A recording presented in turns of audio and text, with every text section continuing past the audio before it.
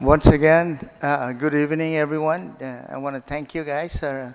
Thank everyone for sharing this confirmation hearing for not confirmation hearing, but the bill that was proposed by the Department of Agriculture and reinforced by my office, my staff, and I want to thank you all for being here. This public hearing is now called to order. Today's date is Tuesday, December 6th, and the time now is 6:31.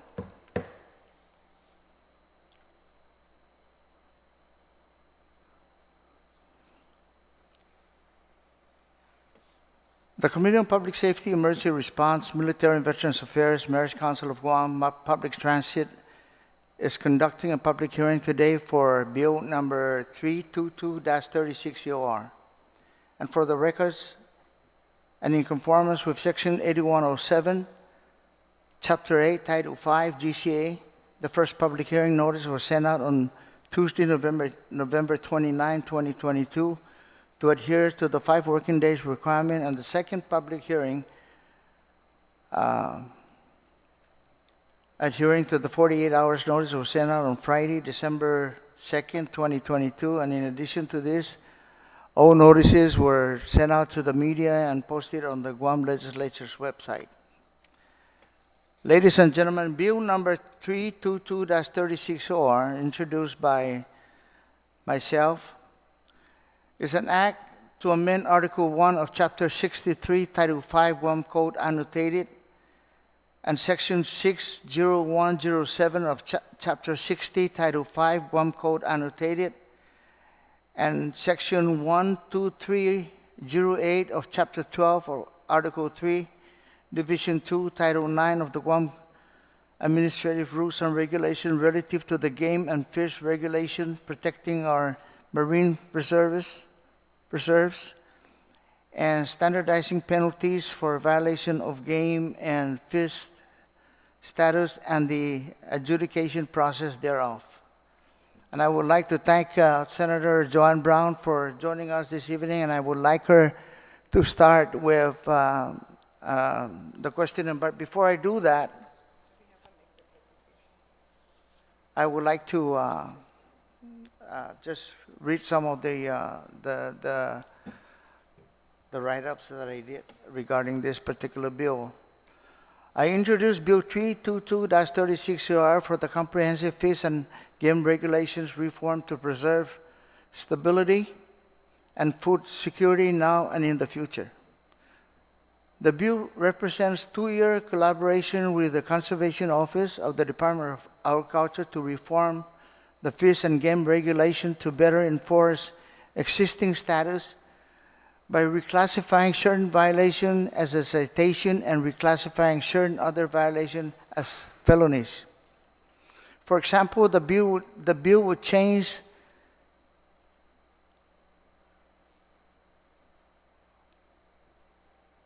or charge of not wearing an orange vest while hunting from a misdemeanor to citation violation punishable by a ticket and fine. Because these charges has not historically been charged as a criminal offense, the citation would allow for real-world consequences and deterrent of this violation of hunting laws. The bill would also increase the charge for using explosive or poison while fishing from a misdemeanor to a felony because of the devastation it can cause to the entire ecosystem. The bill also allows conservation officers to seize and impound vessels and arrest crews involved with commercial overfishing in our marine preserves, while provide a sustainable breeding ground for fish that our local fishermen and population depend on for food. Our marine preserves are an important part of maintaining a sustainable fishing stock by protecting breeding grounds. Illegal commercial overfishing is strengthening the sustainability of our fish stock, and this bill provides our conservation officers the teeth in the law to protect a marine life for our local fishermen now and in the future. Protecting the sustainability of our marine life and game animals are integral part of our food source or security. The bill also allows the selling of locally caught octopus, which was previously illegal.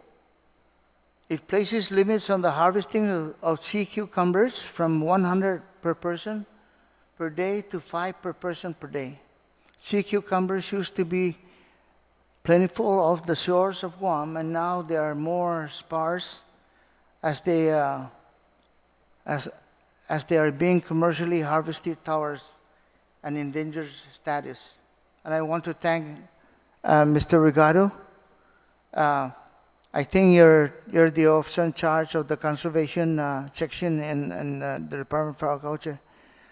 And I want to thank you for some of the input that you impart to us regarding violations of that we needed to put out for people to understand where we stand in as far as illegal hunting, illegal fishing, and things like that.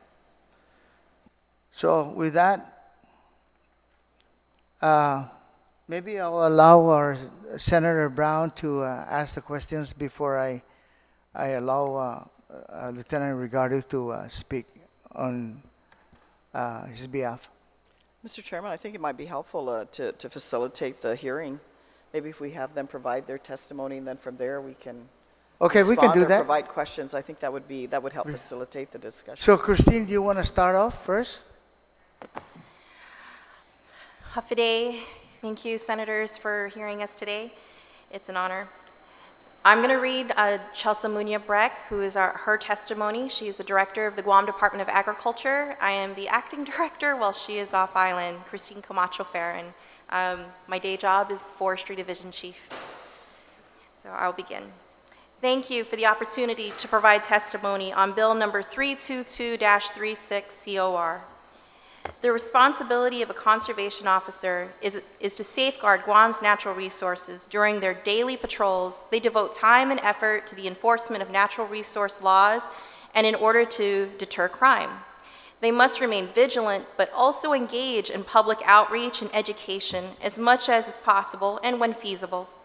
Bill number 322-36 COR will streamline operations for conservation officers by eliminating ineffective arrest procedures for minor violations. For example, a hunter is checked at a hunter check station. He or she has credentials, but is seen leaving the hunting area without the required hunter's orange hat and vest. Under the current statute, the conservation officer has no choice but to effectuate an arrest.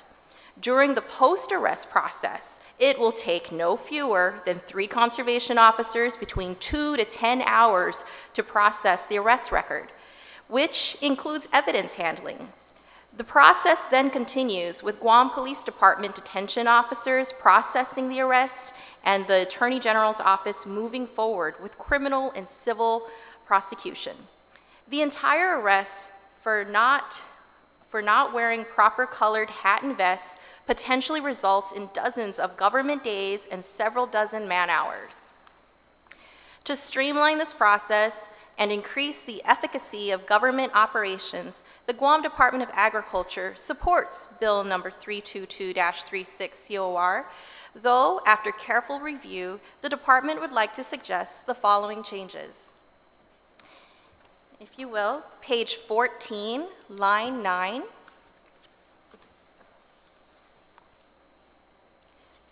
To strike through unlawful and add a felony. This is subsection 63114.1, shark fins, section A. It shall be, you're scratching out unlawful, adding a felony for any person to possess, sale, offer of for sale, take, purchase, barter, transport, export, import, trade, or distribute shark fins in Guam. This amendment would be consistent with subsection 63114.1, listed in subsection 63129, penalty as a felony. Page 14, line 23. strike through unlawful and add a felony. Subsection 63114.2, rape arts, Section A, it shall be unlawful, scratch that out, a felony for any person to possess, sale, offer, for sale, take, purchase, barter, transport, export, import, trade, or distribute rape arts in Guam. This amendment would be consistent with subsection 63114.2, listed in subsection 63129, penalty as a felony. Page 20, lines 12 through 20. Okay. Sorry. Subsection 63116.2, activities within marine preserves, all forms of fishing and the taking or altering of aquatic life, living or dead coral, and any resources to include, but not limited to, mangroves, seagrass, sand, and rocks within a preserve, is restore. So restore, unlawful, remove, shall be a felony, and continue with except as specifically permitted by the Director of Agriculture through regulations. And then we're requesting to remove possession of fishing equipment or fish in a marine preserve shall be prohibited. Continue with any person empowered by law to enforce this chapter, any rule or regulation adopted by the Department of Agriculture pursuant thereto shall have the authority to stop and board any vessel. We're requesting you add conducting fishing activities. Continuing with or any motor vehicle or inspect any. Remove. Cooler or container. And to add the language fishing equipment involved in fishing activities. Scratch out found. And What continue. line is that in? This is, I don't know if it's lined up exactly, I'm so sorry. Would it be line item? 1, 2, 3, 4, 5, 6, 7, 8, 9, 10. We're on line 10 of subsection 63116.2. Page what? Page 20. This is going to be lines 12 through 20 on page 20. Huh? Do you want me to read it as preferred to be Yeah, written? we're gonna, yeah. Would that be? Because I'm like reading it literally scratch out. Yeah. Okay. So does it help that I stop and say remove and then continue on? Does that help us track it? Because I know I'm reading a lot. So okay. So I'll continue. So we stopped at scratching out found within a marine preserve subject to this section for the purpose of inspection or to determine compliance with this section or any such rule or regulation. So, okay. I got that already.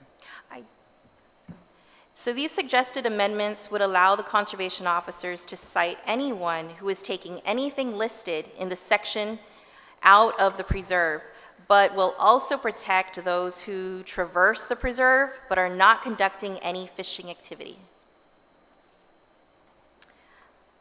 I'm on now for page 24, line 22, subsection 63123. This is special license.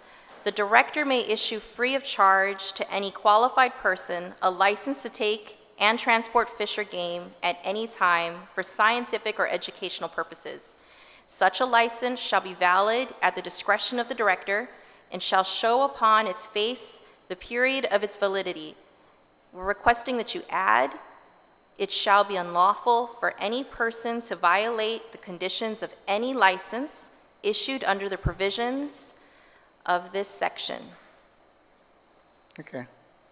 So this amendment will allow the conservation officers to cite violators of special licenses. Page 33, line 3 through 12.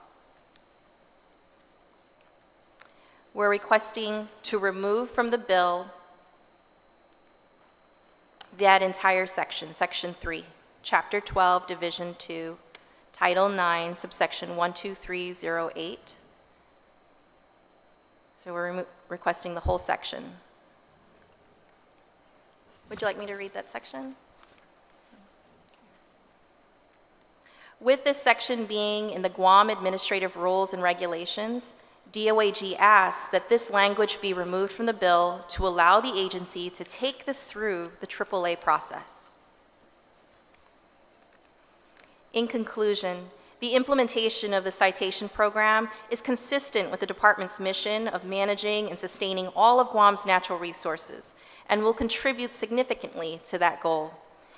In preparation for the passage of Bill 322-36 COR, our conservation officers have completed the citation program training at the Superior Court of Guam and are pending issuance of citation booklets.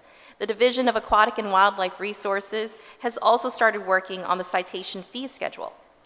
Furthermore, should Bill number 322-36 COR be enacted into law, it would allow the conservation officers to spend more time on patrol doing natural resource enforcement, public outreach, and education, while also eliminating the cost of overtime expenditures on effectuating arrests for minor infractions. Sincerely and respectfully, as written by Chelsea Munya-Breck, Director of the Guam Department of Agriculture.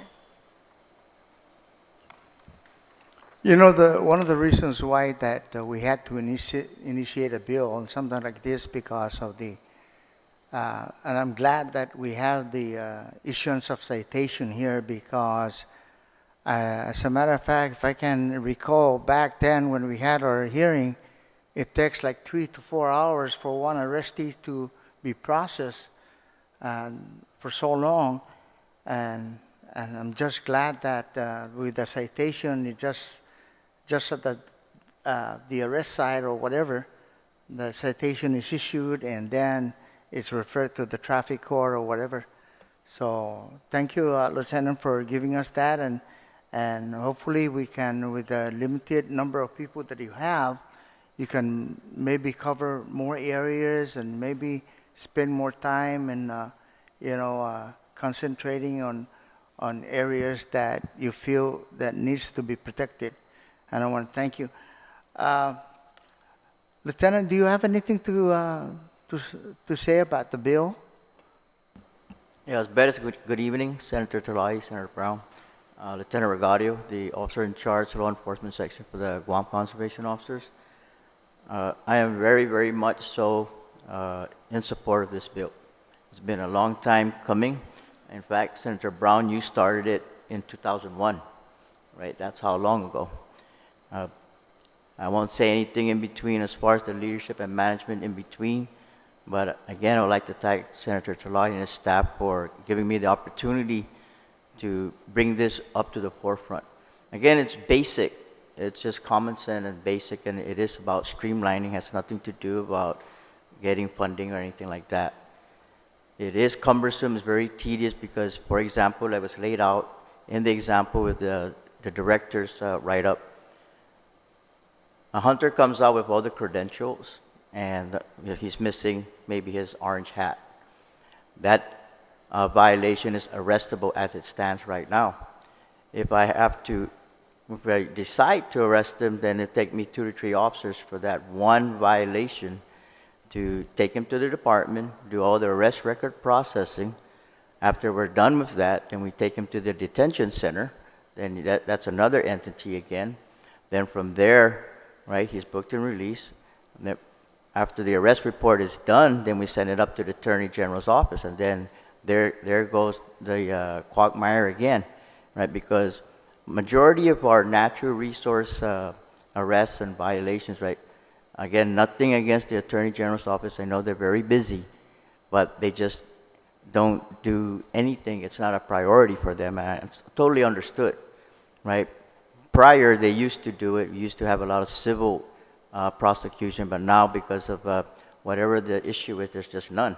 We have evidence, we have cases stacked in our files that nothing. So it's just stacking and stacking, stacking for illegal fishing, for illegal hunting, all minor stuff. So with this, just like a police officer that pulls over an individual for speeding, right? You issue the citation, you go on your merry way, and here we go. And that's what the prime example is what we're trying to do. We're not trying to shortcut our work. We're trying to make it more quality, right? So that when we do the citation, it takes us an hour or so, right?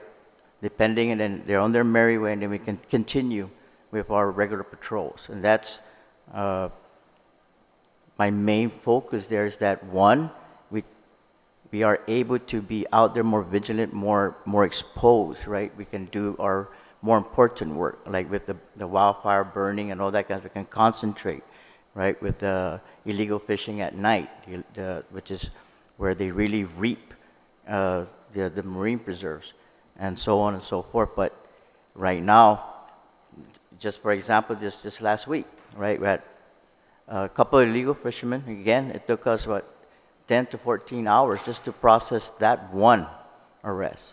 And we already know, again, nothing against the other entities, nothing's going to happen. Okay, it's just going to sit. Okay, and you're going to see, I've shown you, Senator Brown, right, all our PowerPoint. We got a building across the street, which, thankfully we're going to get a new building now, but it's just full of evidence that's just going nowhere. Okay, so with this, we cite you for the amount of fish, the violation, whatever the case may be, once we finish with the fee schedule, right? And then you're done, and then we can go concentrate, because the work that I like our officers to do is it's all important, but to get out there with the public. And I'm more where the outreach and education is very important to our work. So we really want to be out there more. So this will really help with our operations. We are going to get more officers, and even if we get more officers, right, that means more arrests per se, right? But it's not going to be beneficial to our operation. We keep getting stuck, right, doing all this little stuff. So again, thank you, Senator Terlaje. Your staff has really been supportive, and I'm a couple steps closer, and hopefully I will get the support of this legislative body to get this through. And of course, Senator Brown has been a staunch advocate of the conservation ever since I've got in here. And like I said, since 2001, and I'm 30 years later, here we are, ma'am. So I'm hoping that it does go through, and that in the end, that the legislative body now does see fit to pass this bill. Thank you. Okay, I'm going to refer this to Senator Brown if she has any questions or whatever informative advice that you might want to impart to Lieutenant Ricardo and Christine. Well, thank you very much, Mr. Chairman. And certainly, I thank both of you for coming this evening and providing your testimony. We actually, and my particular interest has always been the protection of the marine preserves, and obviously we have many other natural resources that we need to address, and we actually put that into law 26 years ago. And I was there to help facilitate that process and spearhead that through the Guam legislature. I recall using every political chip that I had in my chip bag to make sure that we got that through. And I know that in working with Jerry Davis at the time, who was the head of your division, they had worked 13 years prior to develop that. It was a very long and winding process before it actually got to the legislature. And timing-wise, fortunate for me, I happened to be there to be able to move that through. I don't have any argument with regards to what's being proposed by our chairman here. I understand what you're saying, and certainly this is something I will keep in mind when I have the opportunity to talk to the incoming Attorney General. These other minor violations that you mentioned, Lieutenant, I agree with you. I mean, I don't mind prosecuting people when we need to, and the violations are serious by all means. Throw the book to the wall if that's what it takes. But with regards to the minor infractions that you're referencing here, your time certainly more productively can be used doing exactly what you're saying, being out there in the field and showing your visibility and addressing proper enforcement.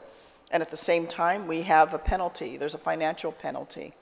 If someone does something even more serious, then by all means, I do want to see prosecutions in those cases, because if anyone's intentionally out there degrading our resources, which we all collectively own, it's not anything any one of us own, but collectively as a community, we all own these resources. We have greater awareness, particularly among our young people coming up, that value these resources and are recognizing the importance of it.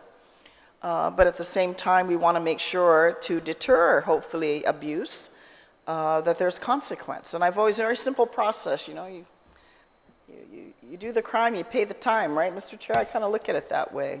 If you're a good, upright citizen, no problem, life goes on. But for those that abuse, and I'm sure in your situation you see some repetitive cases, especially when there's no consequence.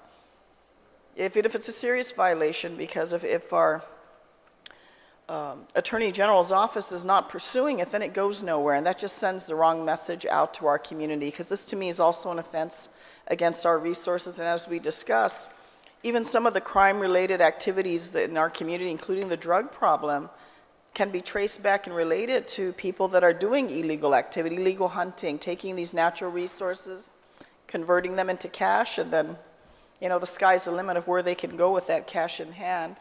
And yet they're doing damage to our natural resources in our communities. So I'm very supportive of the initiative to do this, but at the same time, it's not okay in my view that our Attorney General's office, especially in recent years, has not been a proactive advocate for addressing proper legal action through the judicial system. Because I think once people realize, whoa, wait a minute, there's some serious consequence. If I do this, gosh, look what they did to the other guy. I hope my intent is always looking at it, hopefully it's a deterrent. That people, you know, at some point are going to have a rational mind and think, I better not go down that road, because if I do, wow, they're going to throw the book at me. But when we take no action, when we're laid back about it, or we think that these violations of our natural resources not a priority, and granted, crime is such a big issue in our community right now, and I appreciate and I totally understand where the concern is coming from, but I think we need to do collective enforcement. And the fact that you exist in agriculture as conservation officers, you have a role, you've been mandated to execute this. By all means, we should allow you that flexibility to do it and expand your presence, because, you know, these things we cannot create again. You know, we cannot. Once they're destroyed, and I'm very concerned, especially hearing that, particularly in fishing, that there's a lot of abuse going on out there. People are going out there and literally raping our reefs. And that just, you know, that's just not acceptable. Especially the intent is not for even, you know, personal consumption with themselves or their family. It's, you know, we want that almighty dollar, and at the expense of what is collectively owned by our communities. So I'm very supportive of this initiative, of what's being proposed here by our chairman. Certainly would be happy to be a co-sponsor to this bill. But I would like you to elaborate, either one of you, if you can. I certainly appreciate you providing the testimony of your director for Department of Agriculture. But for law enforcement, right now, I do want to ask, how many conservation officers do you have right now? I have 7 right now, ma'am, with 2 LTAs that we just picked up, are just been in training for 3 weeks. Okay. So that'll be about 9. And with regards to your, that's still considerably less than where we were, you know, 15, 20 years ago, right? Yes. On average, at least you had between 20 plus. We were hoping for this budget, for this FY, when we approached, and again, I'll just be very, unfortunately, we got nothing, all right? Again, I'm not, the governor and the lieutenant governor did give us some funding to pick up some more LTAs, all right? And that I have maybe 4 to 6 more to go. Okay. But we're trying to still get that budget going. So if that all goes through, then we'll be back up to the 18. And then again, it's back to, like I said, with this enforcement, right? I don't want to have to not have this citation program. I'm going to have 16 to 18 conservation officers, right? Then, of course, our enforcement will have a wider, as far as times and weeks, during the weeks, you know, 2.5 shifts. I'm going to make a lot of arrests, right? And then nothing happens. Right. So, yes, it would be nice to get back up to the 18-20, because I do have a marine operation, I do have terrestrial operations, and we're getting ready to gear up. We have been getting a lot of equipment, all right, and the bodies are pending. And when that happens, okay, then terrestrial is the next one for me, all right, because it, as much as I'm very true to the marine preserve areas, I really do believe in it.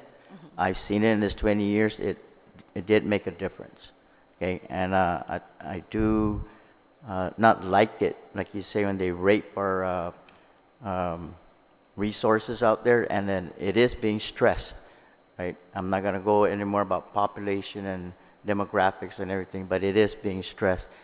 And then My next concentration with the extra bodies, right, will be a terrestrial, because especially on the southern side with all the wildfire that's attributed to the type of illegal hunting, poaching activities to get to that resource, which is the deer, like you said, right?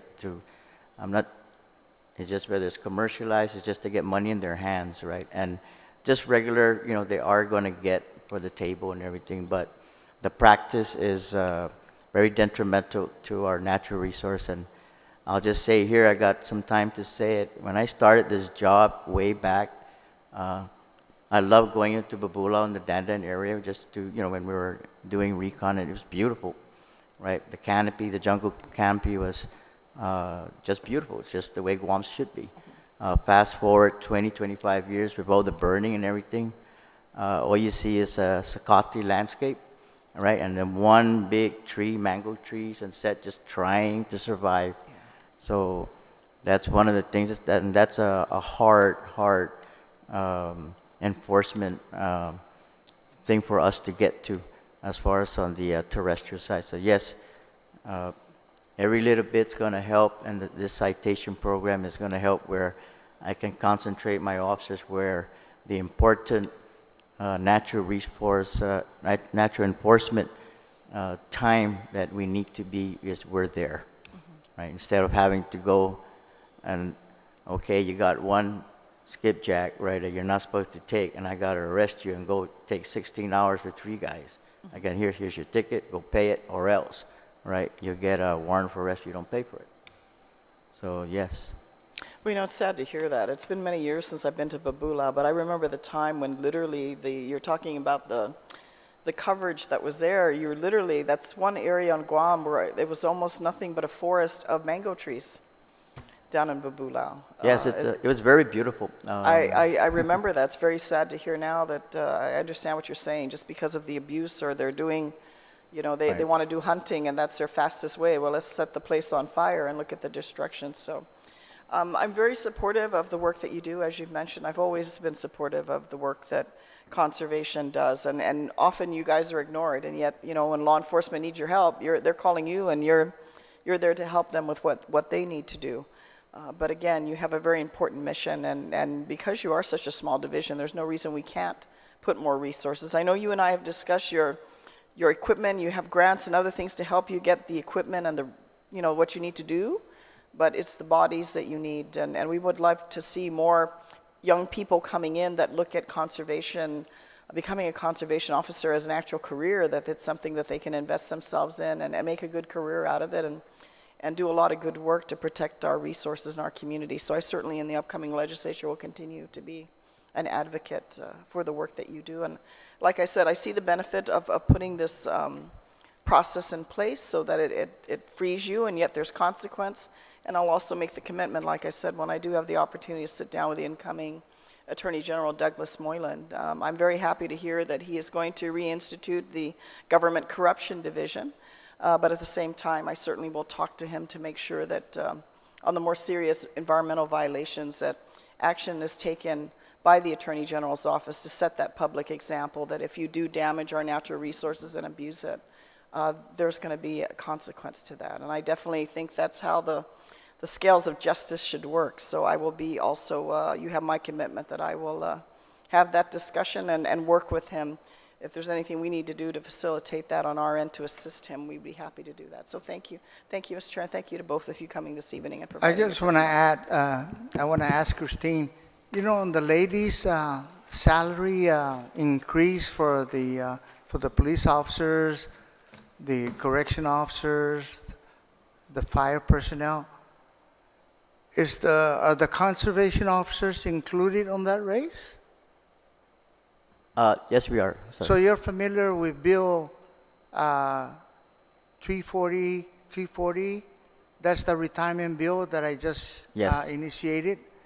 So the thing is, I have to make some amendment to that one because I didn't include the Attorney General's officers, the non-uniform officers. So I'm making the amendment probably when we get together again, Senator. Okay, so with that, in closing, I would like to thank all of you for your participation in today's public hearing for Bill number 322-36CR. And if you have any written testimony, you can email it to Senator Pedo at senatorjtterlaje.com, or you can hand deliver it to my office at 777 Route 4 MVP Centers in Sinahania, in Guam. You know, where's the Pangilinan? You've been there. So if you have additional information that you want us to just kind of reinforce what we need to do with this bill, because I know there's going to be a lot of amendments, a lot of changes on the bill itself. The what now? Oh, the wildlife firefighters. But are they law enforcement? Do we need to make some amendments to that? When the director gets back, probably have a sit down with her to go over that. Because they're law enforcement, but they wear a uniform, right? Your forestry personnel have all been sworn in, and they are wildland fire investigators. So that was the trigger, really, that brought us to the table. Not only the years of wildland firefighting, which predominates Guam's our fire calls, but they now initiate investigations. Okay, Christine. Lieutenant, make sure that we meet again so we can just talk about that. All right? Thank you very Yes, much. Senator. The time is currently 7:07, and the Committee on Public Safety, Emergency Response, Military and Veterans Affairs, Mayor's Council of Guam, and Public Transit is now adjourned.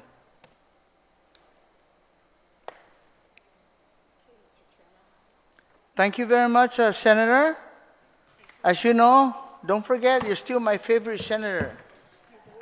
You don't tell the other senators.